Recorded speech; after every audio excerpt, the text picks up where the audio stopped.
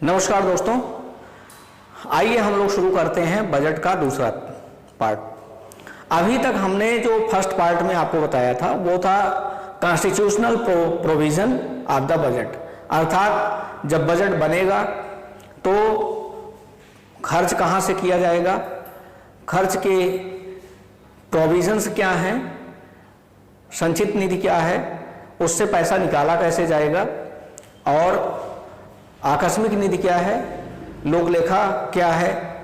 और इसके बाद हमने आपसे बात किया फाइनेंस बिल की, एप्रोप्रिएशन बिल की, डिमांड फॉर ग्रांट्स की और वोट ऑन अकाउंट की। फिर हमने आपसे बात किया कट मोशन की, जिसमें हमने आपको टोकन कट, इकोनॉमी कट और गुलोटिन की बात की। आइए अब हम लोग बात करते हैं कि बजट बनता कैसे है।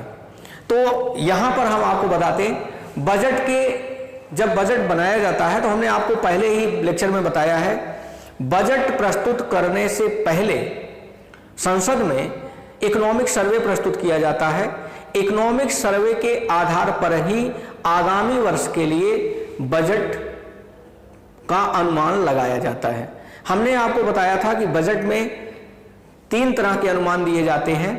एक तो पिछले वर्ष के वास्तविक आंकड़े, वर्तमान वर्ष के अनुमानित आंकड़े अर्थात वर्तमान वर्ष का अनुमान, और वर्तमान वर्ष के रिवाइज्ड आंकड़े। कई बार जब संसद में चर्चा होती है तो उस पर कुछ आंकड़ों में परिवर्तन होता है तो उनको रिवाइज किया जाता है। इसके अलावा वास्तविक जो प्राविधान है और फिर आगामी वर्ष के लिए बजट अनुमान प्रस्तुत किया जाता है। अब जब हम बात कर रहे हैं तो बजट 2 भागों में प्रस्तुत किया जाता है। बजट के 2 भाग होते हैं। पहला रेवेन्यू बजट और दूसरा कैपिटल बजट। इसको कहते हैं पूंजी बजट और इसको कहते हैं राजस्व बजट।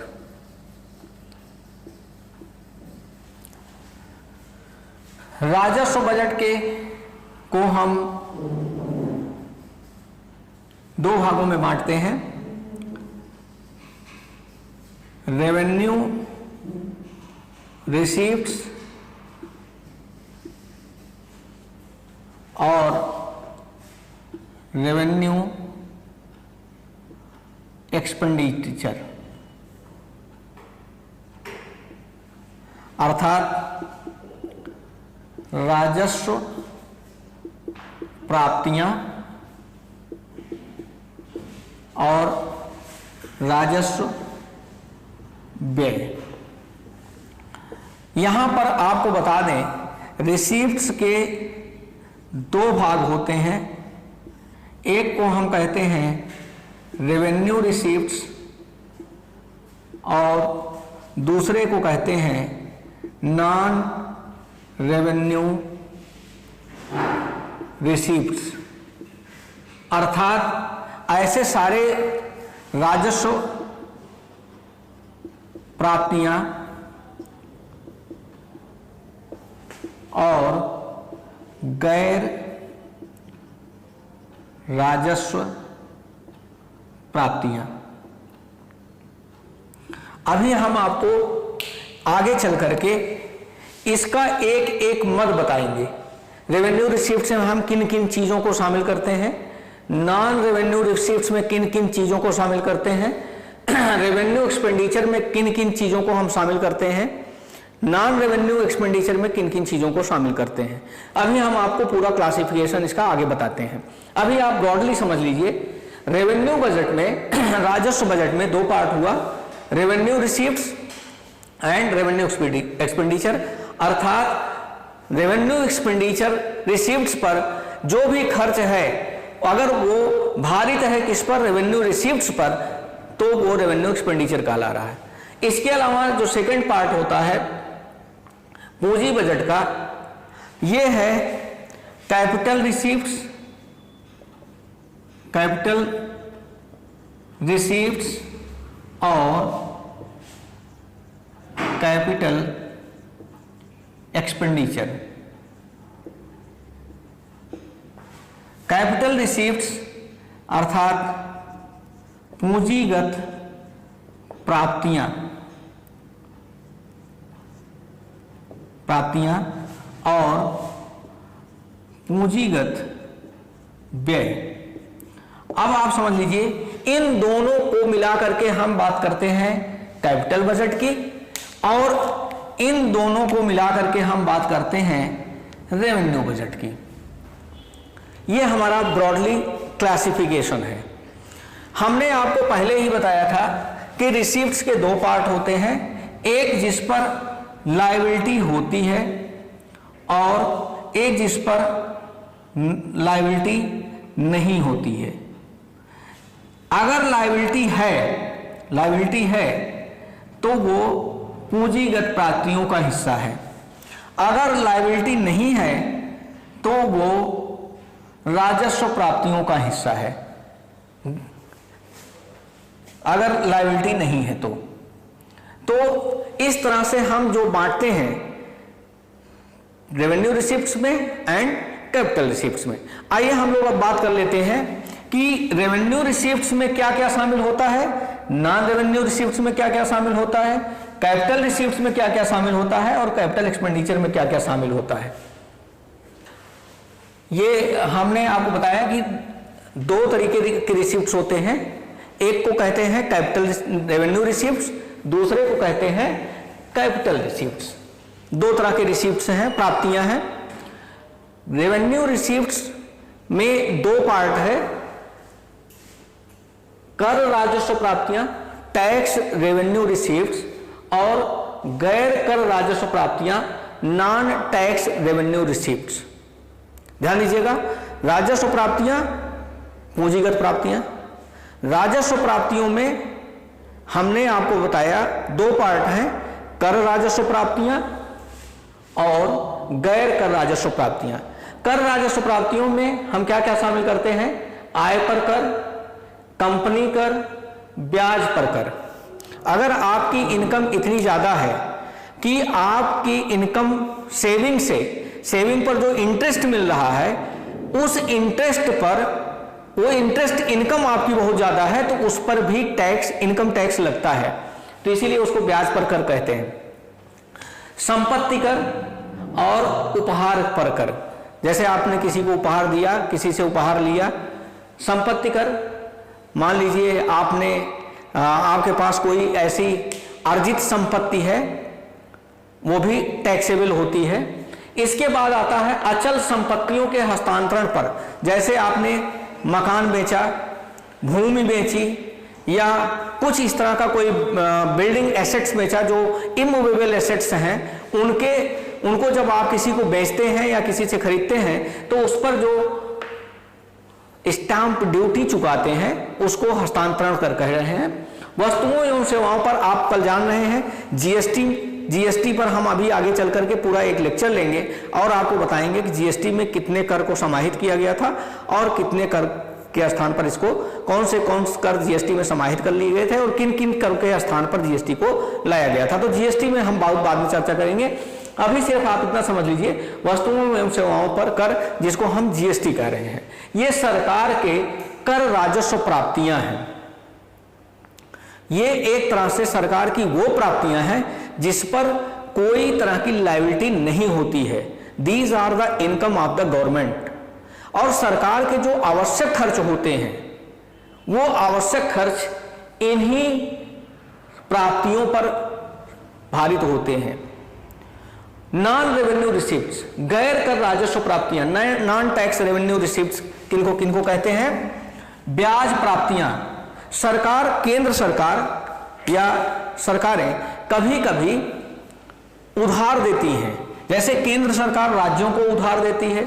जब उधार देती है, डेब्ट के फॉर्म में देती है, तो उनसे इंटरेस्ट लेती है। केंद्र सरकार कई बार विदेशी सरकारों को भी उधार देती है, उनसे इंटरेस्ट लेती है, कई देशों को उधार देती है। इसीलिए यहां पर लिखा हुआ है आंतरिक एवं बाह्य। आंतरिक का मतलब यह है कि जब किसी राज्य को उधार दिया गया तो आंतरिक, और अगर किसी विदेशी किसी दूसरे देश को उधार दिया गया और उससे राजस्व ब्याज मिल रहा है, तो उसको ये ब्याज प्राप्तियां सरकार की इनकम है। लाभ तथा लाभांश, आप जानते हैं पब्लिक सेक्टर की बहुत सारी कंपनियां हैं, नवरत्न कंपनियां हैं, जिनसे सरकार को कई बार लाभ होता है, प्रॉफिट मिलता है। इसके अलावा सरकार के पास कुछ इन्वेस्टमेंट होता है, LIC के माध्यम से इन्वेस्टमेंट होता है, SBI के माध्यम से इन्वेस्टमेंट होता है।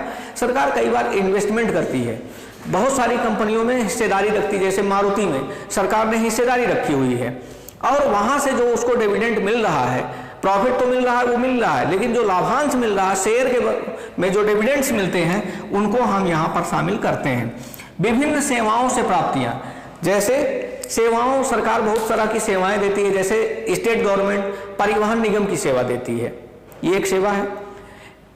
केंद्र सरकार, हम रेल की बात यहाँ इसलिए नहीं कर रहे हैं क्योंकि रेल का बजट ही पहले अलग से प्रस्तुत किया जाता था, अब भी रेल बजट जब सामान्य बजट में शामिल कर लिया गया है तो ही रेल का अलग एक्सपेंडिचर मद होता है।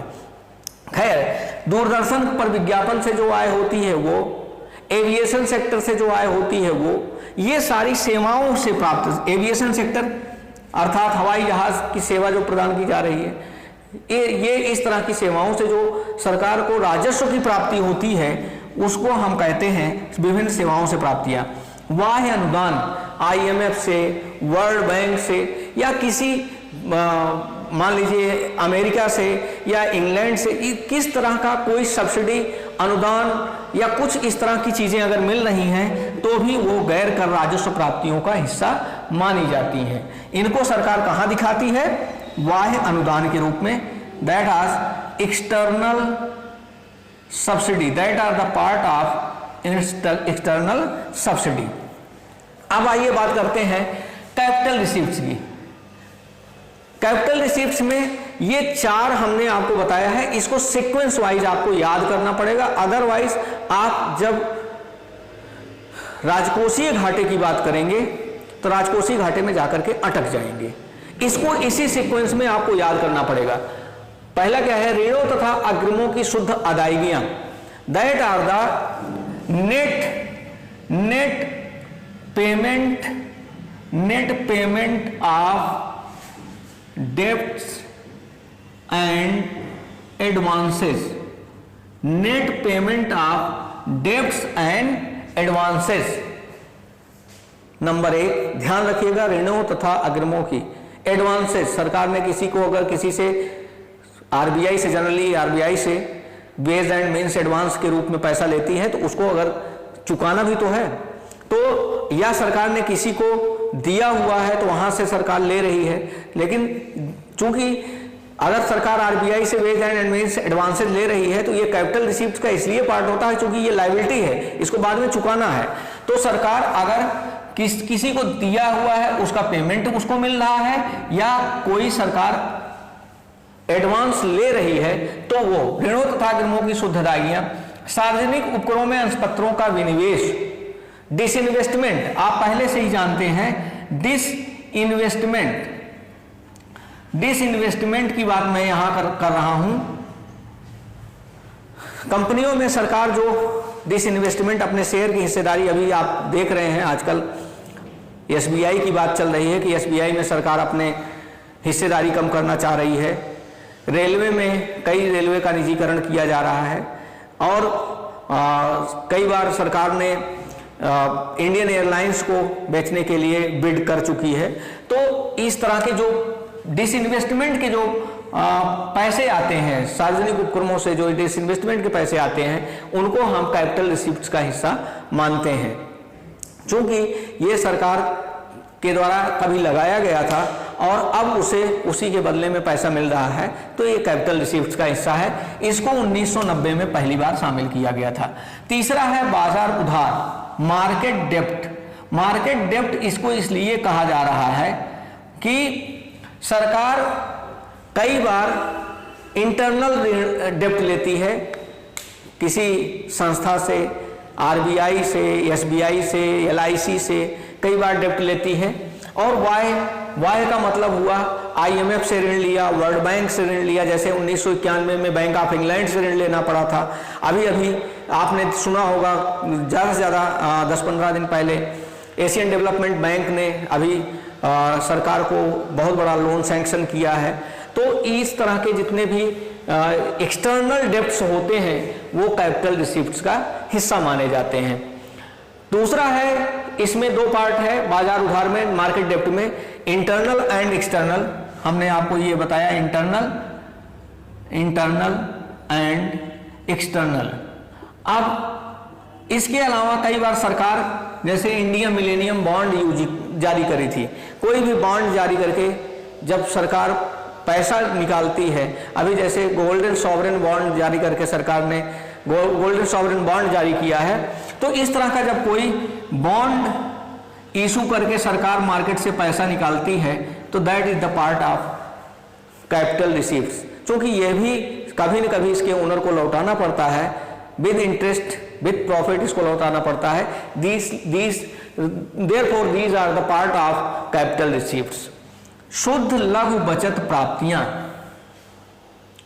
नेशनल स्मॉल सेविंग फंड सरकार ने बनाया हुआ है।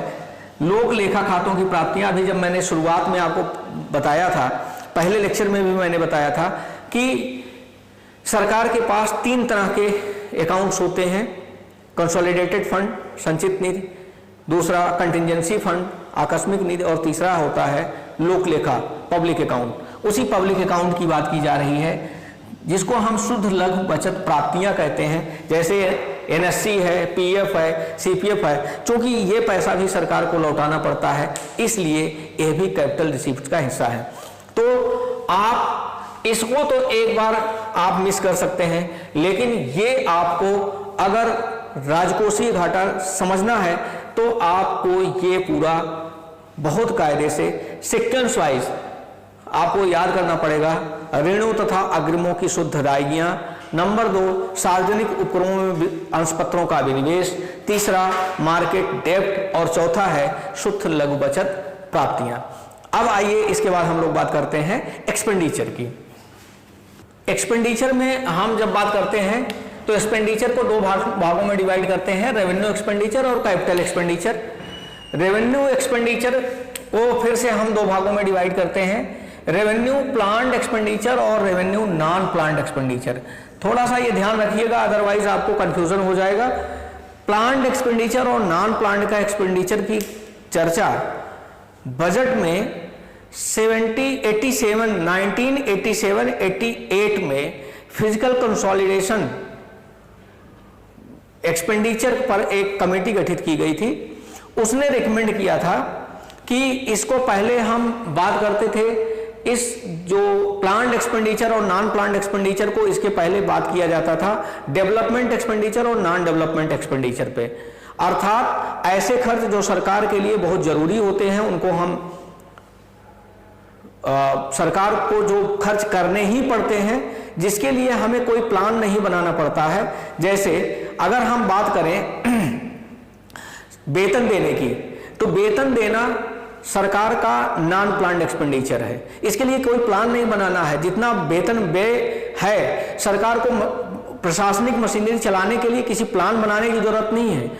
That are the compulsory payments which has to be incurred during the budget। ये बजट में आपको करना ही करना है। तो ये नॉन प्लान्ड एक्सपेंडिचर्स है, इनके लिए कोई प्लान बनाने की जरूरत नहीं है।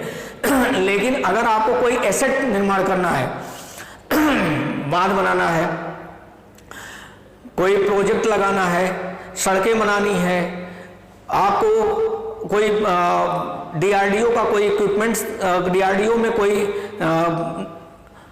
डेवलपमेंट कार्य करना है, डिफेंस इक्विपमेंट का कोई प्रोजेक्ट बड़ा खड़ा करना है, वहां डेवलपमेंट कुछ करना है, तो ये इसके लिए प्लान बनाने की जरूरत पड़ेगी। That needs a huge amount of investment, that needs a time frame. तो इसको हम इसीलिए प्लान्ड और नॉन प्लान्ड एक्सपेंडिचर में बांटते हैं।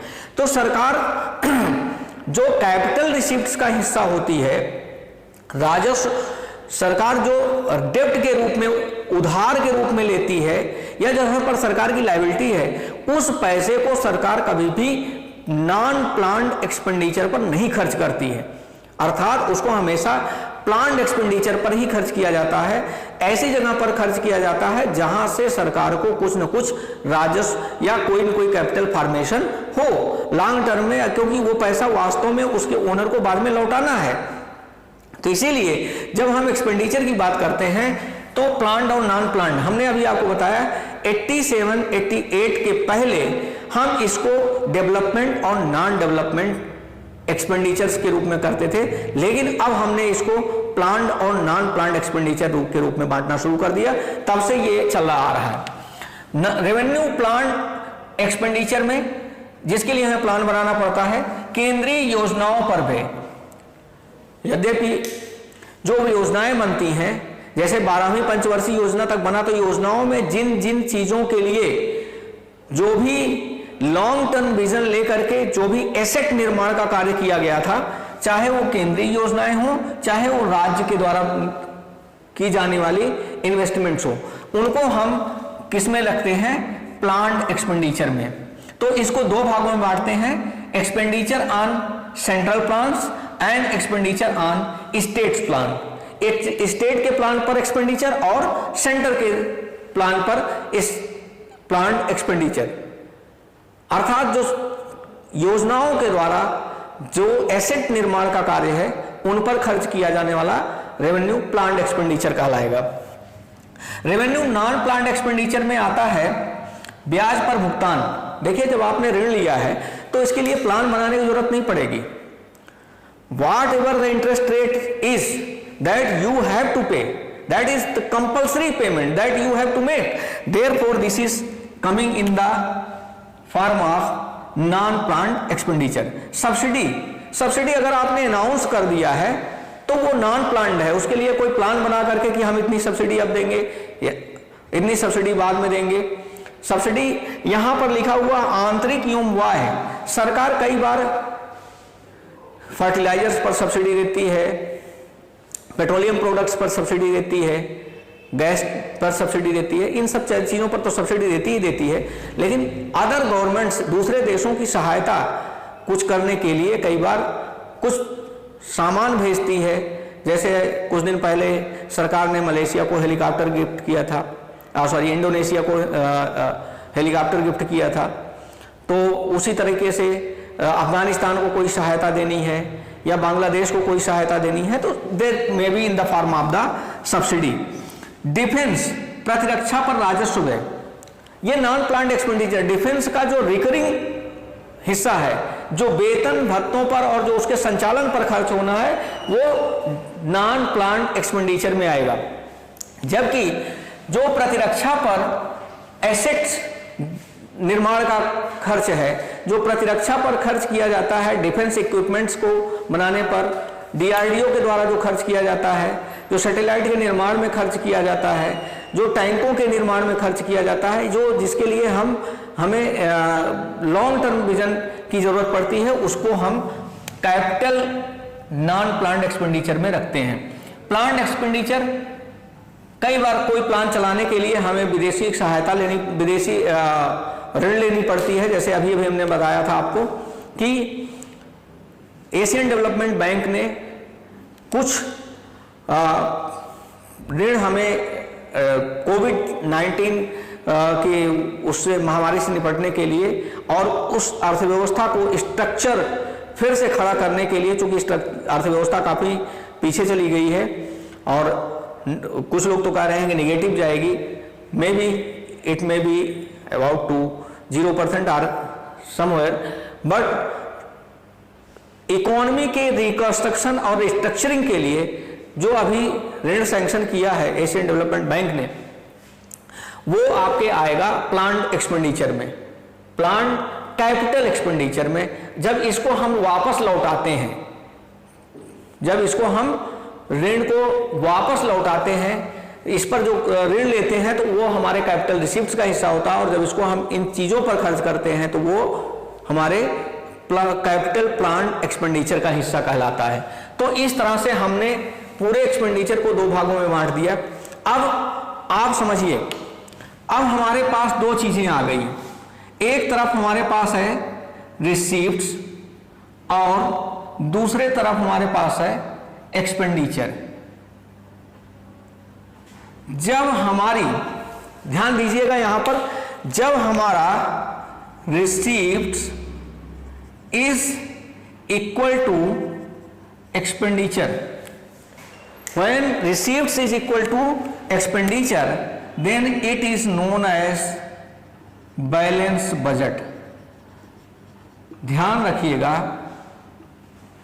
बजट कभी भी बैलेंस होता नहीं है, बैलेंस करना पड़ता है, क्योंकि आपको एक्सपेंडिचर अगर ज्यादा हुआ तो रिसीप्ट्स को किसी न किसी माध्यम से बना करके ला करके एक्सपेंडिचर के बराबर आपको करना ही पड़ेगा। When receipts are less than expenditure then क्या कहलाएगा? रिसीप्ट्स कम है, एक्सपेंडिचर ज्यादा है, तो इसको कहेंगे हम डेफिसिट। और when receipts are greater than expenditure then it is known as surplus, अतिरेक। तीन सिचुएशन होती है। जब रिसीव्ड्स एक्सपेंडिचर के बराबर है तो इसको हम बैलेंस कहते हैं, जब रिसीव्ड्स एक्सपेंडिचर के से कम है तो हम डेफिसिट कहते हैं, और जब रिसीव्ड्स एक्सपेंडिचर से ज़्यादा है तो इसको हम सरप्लस कहते हैं। तो ये तीन कंडीशन में हमारे लिए जो सबसे ज़्यादा इंपॉर्टेंट है वो है डेफिसिट का पार्ट। तो आइए हम लोग बात करते हैं अब डेफिसिट पर, कि डेफिसिट कौन कौन से होते हैं और किस तरह के डेफिसिट होते हैं। तो हम बात कर रहे थे डेफिसिट की। अब डेफिसिट यहां समझिए, पहले आता है बजट डेफिसिट। जैसा कि हमने आपको बताया था, बजटीय घाटा, टोटल रिसीव्ड्स, हमने आपको पहले क्लासिफिकेशन कर रखा है। टोटल रिसीव्ड्स में क्या क्या आएगा?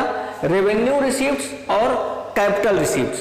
तो टोटल रिसीव्ड्स माइनस टोटल एक्सपेंडिचर, अर्थात revenue expenditure plus capital expenditure, ये दो भागों में टोटल एक्सपेंडिचर को बांटा गया है और ये दो भागों में टोटल रिसीव्ड्स को बांटा गया है। तो इन दोनों का अंतर क्या कहलाता है? Budget deficit. इन दोनों का अंतर आपको कहलाएगा बजट डेफिसिट। रेवेन्यू डेफिसिट, जैसा कि हमने पहले ही आपको बता रखा है, revenue expenditure minus revenue receipts is equal to revenue deficit. Revenue राजस्व घाटा, राजस्व व्यय माइनस राजस्व प्राप्तियां, इन दोनों के अंतर को हम कहते हैं रेवेन्यू डेफिसिट। बहुत आसान सा है, कुल प्राप्तियां माइनस कुल व्यय, जितना भी सरकार को किसी भी माध्यम से प्राप्त हुआ और जितना सरकार व्यय कर रही, उन दोनों का अंतर बजटीय घाटा कहलाता है। राजस्व घाटा कहलाता है राजस्व प्राप्तियां माइनस राजस्व व्यय। राजकोषीय घाटा, अब यहां पर समझने वाली बात है, मैंने आपको पहले ही वार्न किया था कि जब रिसीव्ड्स की बात कर रहे थे, खास करके मैं कैपिटल रिसीव्ड्स की बात कर रहा था, तो उसमें मैंने 4 भाग बताया था। उन चारों भागों को मैंने कहा था आप सीक्वेंस पूर्वक याद कर लीजिए।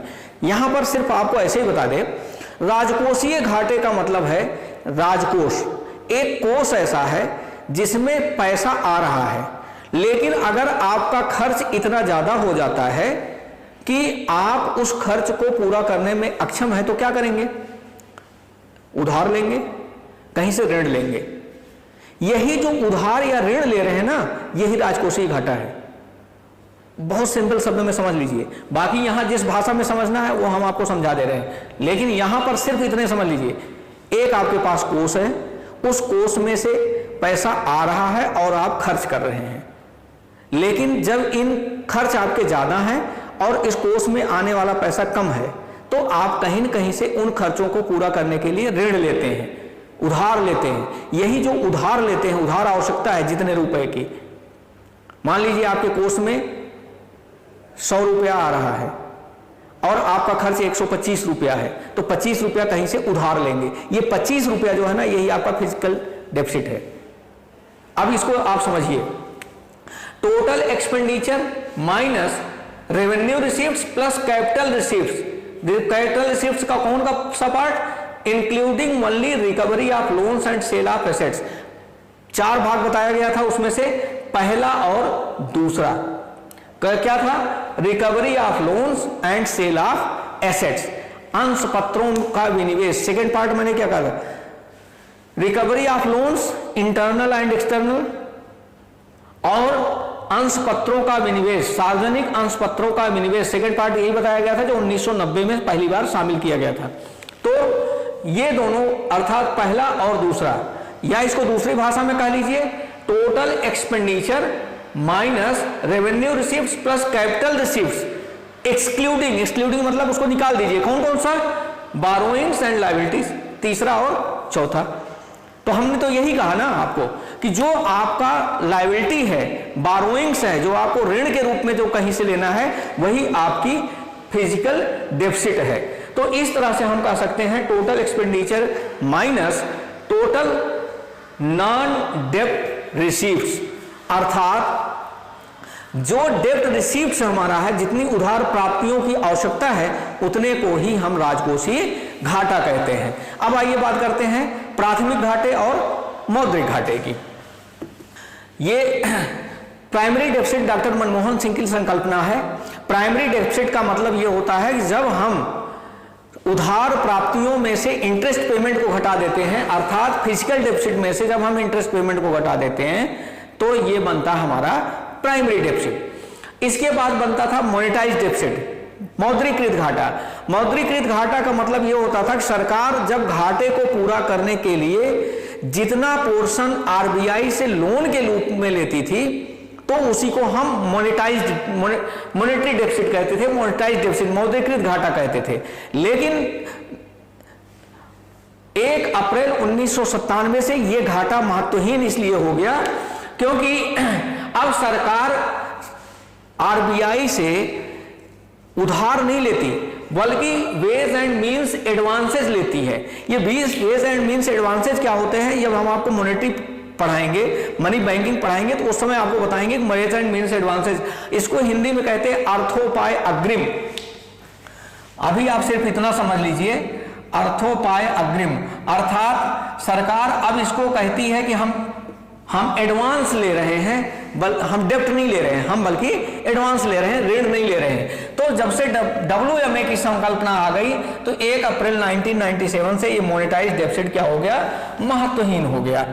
अब इसके बाद आइए स्ट्रक्चरल डेफिसिट पर। स्ट्रक्चरल डेफिसिट का मतलब ये होता है कि जो विकासशील देश हैं, विकासशील देशों के साथ समस्या ये होती है कि उनके साथ हर साल एवरी ईयर घाटा ही होता है। उनकी जो बजट पेश होता है वो घाटे का ही बजट पेश होता है। तो 1 साल घाटा हुआ, अब उसको भर नहीं पाए, दूसरे साल फिर घाटे का बजट पेश किया, तीसरे साल फिर घाटे का बजट पेश किया। तो ये इस तरह से उनका पूरा स्ट्रक्चर घाटे के बजट में ही फंसता चला जाता है। इसलिए इसको क्या कहते हैं, स्ट्रक्चरल डेफिसिट कहते हैं। ये वास्तव में डेवलपिंग इकोनॉमी की विशेषता होती है। डेवलपिंग इकोनॉमी में ऐसा बजट पेश किया जाता है, डेवलपिंग इकोनॉमी में। इसके बाद आता है एक बहुत इंपॉर्टेंट है ट्विन डेफिसिट। ट्विन डेफिसिट का मतलब ये हॉलिस सेनरी और माइकल ब्रूनो की संकल्पना थी। राजकोषीय घाटे में के साथ साथ एक तो राजकोषीय घाटा हो गया और इसके साथ साथ अगर हम चालू खाते के घाटा, चालू खाते का मतलब होता है जब हमारी कुल निर्यात प्राप्तियां और आयात व्यय, कुल निर्यात प्राप्तियां जितना हमने एक्सपोर्ट किया उससे जो हमको मिल रहा है और प्लस जितना हमने इंपोर्ट किया उस पर जो हमने एक्सपेंडिचर किया, इन दोनों का अंतर हमारा कहलाता है चालू खाते का घाटा। फिर से ध्यान रखिए, निर्यात प्राप्तियां आयात व्यय के अंतर को हम क्या कहते हैं, चालू खाते का घाटा। इन दोनों को मिला करके हमारा बनता है ट्विन डेफिसिट। थोड़ी सी इंपॉर्टेंट है, इसको आप ध्यान में रखिएगा। ट्विन डेफिसिट किसकी संकल्पना है, हॉलिस सेनरी और माइकल ब्रूनो का। इसके बाद आता है macro vulnerability index. Macro vulnerability index को हम अति संवेदनशील, दोषपूर्ण या सुरक्षा की बात हम करते हैं। अर्थात जब इकोनॉमी इनमें से किसी एक पोजीशन में फंस जाए तो हम इस तरह के इंडेक्स की बात करते हैं। इसके लिए 3 आधार लिए जाते हैं। एक तो फिजिकल डेफिसिट है, दूसरा है करंट अकाउंट डेफिसिट जिसकी बात मैं यहाँ कर चुका हूँ, और तीसरा है इन्फ्लेशन रेट। अगर इकोनॉमी में इन्फ्लेशन रेट बहुत हाई है, करंट अकाउंट डेफिसिट हाई है और फिजिकल डेफिसिट है, ये तीनों एक साथ विद्यमान है, तो इसका मतलब है मैक्रो वल्नरेबिलिटी इंडेक्स अर्थात समष्टि दोषपूर्ण प्रणाली है इकोनॉमी में। तो ये रहा हमारा घाटे की संकल्पना और पूरी बजट प्रणाली। अब इसके बाद हम एफआरबीएम एक्ट और 14वें वित्त आयोग की बात अगले लेक्चर में करेंगे। आज के लिए इतना ही। हमने आपको पूरा एक बजट का विवरण आपको के सामने रखा। उम्मीद करते हैं कि आपके लिए ये सहयोगी होगा। आज के लिए इतना ही। बहुत बहुत धन्यवाद।